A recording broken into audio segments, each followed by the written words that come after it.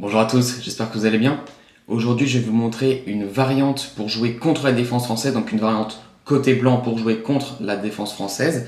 C'est une variante peu jouée et très peu connue des Noirs, donc ça peut avoir son petit peps de surprise, son petit effet de surprise, voilà.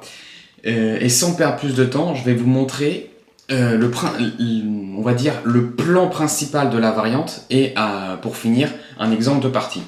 Alors ça commence par E4, E6, évidemment la défense française, les Noirs veulent installer un pion au centre en D5 et pouvoir reprendre du pion. Ici, si vous avez déjà affronté la défense française, vous avez très probablement déjà joué D4 ou cavalier F3. Eh bien moi je vais vous proposer un autre coup qui est le coup B3. Alors c'est un coup très peu joué et qui pourtant est très intéressant. L'idée des blancs, donc ça c'est la première chose à retenir de la variante, c'est qu'on va tout de suite développer notre fou, le cavalier, la dame en E2 pour faire le grand roc. On essaie de faire le grand roc le plus rapidement possible pour avoir une partie à roc opposé. Exemple, les noirs contenus par D5, fou B2, on gambite le pion, les noirs le prennent, cavalier C3, cavalier F6 pour défendre le pion, dame E2, fou E7 et grand roc. Grand roc, petit roc, et on a notre partie à roc opposé. Donc ça, c'est notre setup de base. Sauf que, quand on joue cavalier C3, les noirs peuvent aussi jouer F5 pour garder le pion, pour le soutenir avec un autre pion et essayer de le garder. Mais en réalité, c'est pas très bon, puisque dans cette variante, on jouera vraiment avec un gambit, on jouera vraiment avec un pion de moins, on jouera D3. D3, l'idée, c'est de placer le fou sur la diagonale complémentaire à notre fou B2. Les noirs prennent, on reprend, cavalier F6, dame E2, et en fait, vous allez voir que ça va être à peu près dans le même style que notre variante principale, que la variante de la partie que je vais vous montrer. Donc, on revient, cavalier F6, dame E2, dame E7, petit roc, grand roc. Alors, à noter qu'on pouvait prendre le pion E4 ici, mais on va le retarder pour être sûr qu'on ait une partie à roc opposé. Grand roc, petit roc. Là, encore une fois, on pourrait le prendre, le pion. Mais je vais vous proposer un autre coup, un coup assez drôle, un coup des vrais échecs, quoi, G4. Alors G4, ça paraît totalement logique. On veut juste jouer G5 et prendre le pion, mais cette fois-ci de la dame, pour ensuite soutenir par le fou et faire une batterie pour aller en H7. C'est ça l'idée.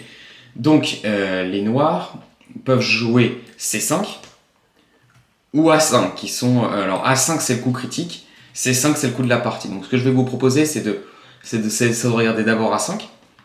A5 ici, les noirs comprennent bien que ça a été une partie à roc opposé, et donc il faut les bloquer, il faut bloquer l'avancée du pion avec A4. En réalité c'est pas très gênant parce qu'évidemment B5 n'est pas possible, on peut juste prendre. Donc ils vont d'abord jouer C6 pour aller pousser sur B5.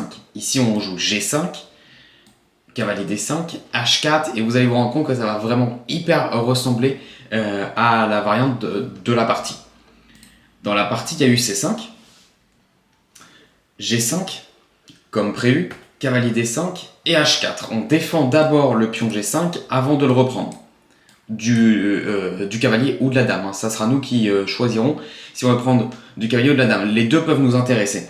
Et donc c'est en fonction de ce que font les noirs qu'on va prendre soit du cavalier, soit de la dame. Cavalier C6, dame prend E4. Alors là on préfère prendre de la dame pour pour mettre le fou en D3 et faire des super diagonales avec les fous, pour forcer les noirs en gros à jouer F5. Si on arrive à forcer les noirs à jouer F5, on va pouvoir ouvrir la colonne G pour nos pièces et on va avoir une très grosse attaque. D'ailleurs, dans la position, les noirs n'ont pas autre chose que F5. C'est-à-dire que si je joue B6, on va jouer fou D3. Si je joue G6, on a H5.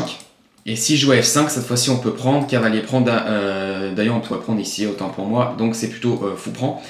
Et donc soit on continue par cavalier F3 pour tour G1, dame G4, soit on peut continuer par dame G4 tout de suite. Après dame G4 tout de suite, il faut faire attention au développement du fou. Alors il faut peut-être attendre, faut attendre que le fou vienne en B7 pour jouer dame G4. Bon, dans la partie il y a eu F5. Parce qu'ils veulent pas se prendre fou D3. Donc ils ont joué F5. Ici, on est obligé de prendre pour ne pas fermer la position, parce que si on joue Dame G2, les noirs vont continuer à attaquer. Si on pousse, ils vont fermer.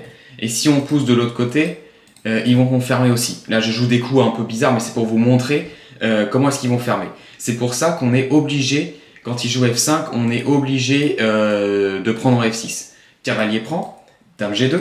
On place notre dame sur la colonne G pour attaquer le roi. Et ensuite, on verra comment est-ce que dans la partie, le grand maître a réussi à conclure l'attaque. Ça, si vous avez déjà retenu jusque-là, je pense que c'est déjà très très bien. Hein. Si vous n'avez pas de répertoire sur la française et que vous avez jusque-là dans votre répertoire jusqu'au 12e coup, c'est déjà beaucoup, 12 coups, vous êtes déjà très bien. Hein. Ensuite, vous pouvez avoir en tête les plans qu'on va voir dans la partie. A6 pour pousser B5, enfin il ne peut pas encore parce qu'il y a Dame prend C6, mais c'est son idée, il va jouer Fou D7 et B5.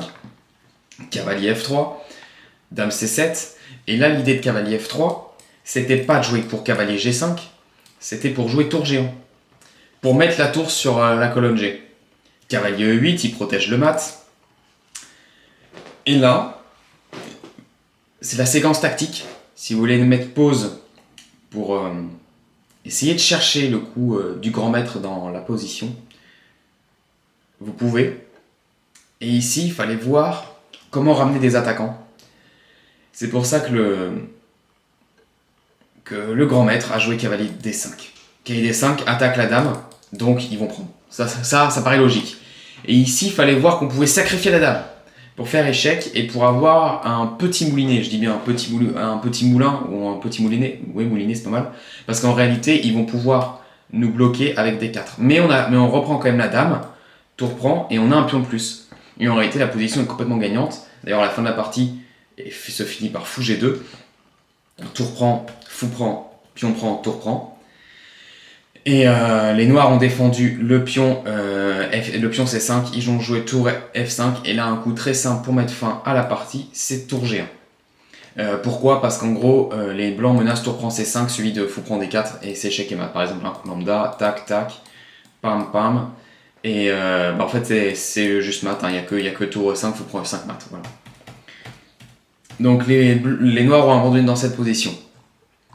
On va faire un petit récap maintenant pour bien comprendre ce qu'il faut retenir de la partie si vous voulez jouer cette variante. Donc premier point, il faut favoriser le développement à l'aile dame. Donc là on voit dans la partie, il a joué Fou B2, cavalier C3, Dame E2 et grand roc. Il a vraiment ignoré le pion pour pouvoir jouer grand roc. Petit roc. Une fois que le setup est fait, une fois qu'on a roc opposé, on peut avancer nos pions. C'est pas compliqué. On avance nos pions jusqu'en G5.